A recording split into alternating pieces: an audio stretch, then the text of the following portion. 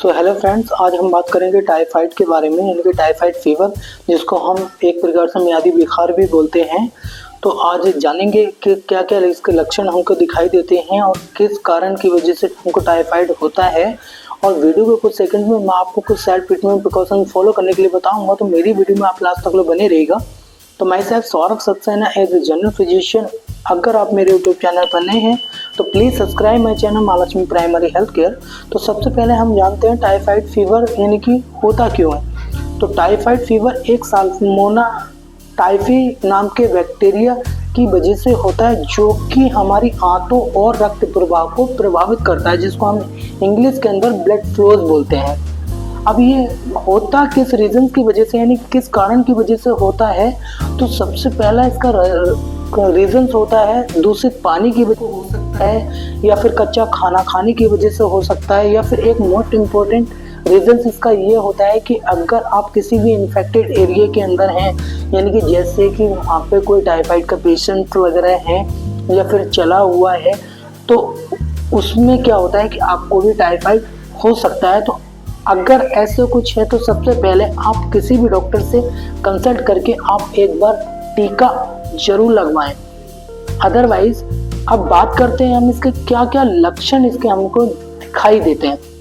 तो इसके लक्षण हमको दिखाई देते हैं जैसे कि तेज फीवर का आना, शरीर के अंदर कमजोरी होना, भूख ना लगना, पेट के अंदर दर्द होना, नोजिया और वोमिटिंग का होना यानी कि जी सा मिचलाना, और गले के अंदर खसखस होना, सूखी खांसी का होना जिसको हम ड्राई कफ बोलते हैं।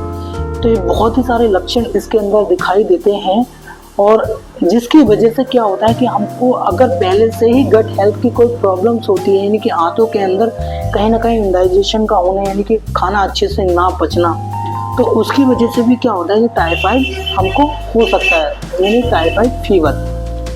तो ये कुछ लक्षण थे जो अभी आपको मैंने बताए। अब मैं बताता हूँ आपको इसके सेल्फ ट्रीटमेंट प्रिकॉशंस क्या फॉलो करने चाहिए। तो सबसे पहले आप दूषित पानी ना पिएं। अगर आप कच्चा खाना खाते हैं, यानी कि बगैर तला, यानी कि कच्चा यानी कि बगैर पका हुआ, यानी कि अध कचरा, तो आप यानी कि कच्चा खाना ना खाएं। अगर आप बाहर का कोई खाना खाते हैं, ज़्यादा कार्बोहाइड्रेट फ्रूट्स वगैरह अगर आप लेते हैं, तो बाहर का खाने को आपको अवॉइड करना है, और आप ज़्यादातर घर का ही खाना खाएं और अच्छे से पका कर के खाएं।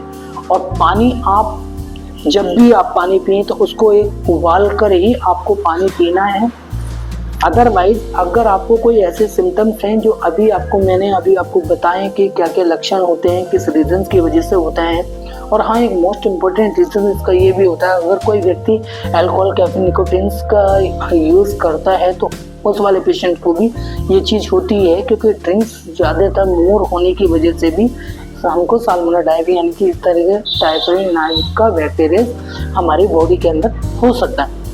और ये ज़्यादातर दूषित खाने यानी कि दूषित पानी और भोजन की वजह से ही हमारे शरीर के अंदर प्रवेश करते हैं, जिसकी वजह से हमको टाइफाइड फीवर होता है। अब टाइफाइड फीवर का पता कैसे करके लगाया जाता है, तो इसके लिए मोस्ट इम्पोर्टेंट रोल प्ले करती है ब्लड की इन्वेस्टिगेशन, जैसे कि CBC, जिसको हम कंप्लीट ब्लड काउंट बोलते हैं। उसके अंदर हमारा HbTlC, DLC और प्लेट्स काउंट पता चलता है, जिसको हम सफेद खून भी बोलते हैं। और दूसरा है विडाल टेस्ट, जिससे हम पता लगाते हैं तो 140 की रेंज में है, फिर 160 है, फिर 180 तक है। या फिर एक एग्जाम आती है टाइफाइड सेरोलॉजी, जिसको हम टाइफाइड डॉट के नाम से जानते हैं। उसके अंदर IgG और IgM देखना होता है। IgG पॉजिटिव है या फिर नेगेटिव है। कभी कभी IgG नेगेटिव आ जाती है, लेकिन IgM पॉजिटिव होती है, या फिर वीकली पॉजिटिव भी होती है। तो इसका जो ट्रीटमेंट चलता है वो कम से कम 10 से 12 दिन, हद से हद 15 दिन तक उसका ट्रीटमेंट चलता है। और इसकी रिकवरी 10 से 15 दिन के बाद में धीरे धीरे कम से कम 3 महीने में जाकर इस टाइफाइड फीवर की रिकवरी हो पाती है, यानी कि पहले जैसा व्यक्ति हो पाता है। और ज़रूरी नहीं एक बार टाइफाइड होने के बाद में वो आपको ना हो। तो उससे बचने के लिए जो अभी आपको मैंने सेल्फ ट्रीटमेंट प्रिकॉशंस बताए हैं वो आपको फॉलो करने होते हैं। और अदरवाइज अगर आपको ऐसी कोई स्पेसिफिक एडवाइस तो मैं नहीं दे सकता विदाउट इन्फॉर्मेशन, बट हाँ सेल्फ ट्रीटमेंट प्रिकॉशंस के तौर पर अगर आपको फीवर आ रहा है, फिर पेट के अंदर दर्द होता है, तो आप जैसे कि डोलो 650 mg वो आप सेल्फ ट्रीटमेंट के तौर पर ले सकते हैं। एनाफोर्टान या फिर डोटिन एम की टैबलेट्स आती है मैफनेमिक एसिड वाली, वो आप सेल्फ ट्रीटमेंट के तौर पर ले सकते हैं। उसके हिसाब से गैस्ट्रिक के लिए आप डीएसआर जैसे कि रेबिप्राजोल डीएसआर, पेंटोप डीएसआर के नाम से मार्केट्स के अंदर अवेलेबल होता है, वो आप ले सकते हैं। या फिर ली 52 डीएस सिरप, वो आप सेल्फ ट्रीटमेंट के तौर पर ले सकते हैं। अदरवाइज अगर आपको कोई भी रिलीफ नहीं मिलता तो आप एक बार नजदीकी डॉक्टर यानी कि एज ए जनरल फिजिशियन से एक बार आप कंसल्ट करें और उसी के प्रेस्क्रिप्शन के अकॉर्डिंग आपको उसके ट्रीटमेंट को फॉलो करना चाहिए। और टाइफाइड के टीके आप जरूर लगवाएं। तो ये कुछ सेल्फ ट्रीटमेंट प्रिकॉशन थे। तो I hope you have understood my videos about the typhoid.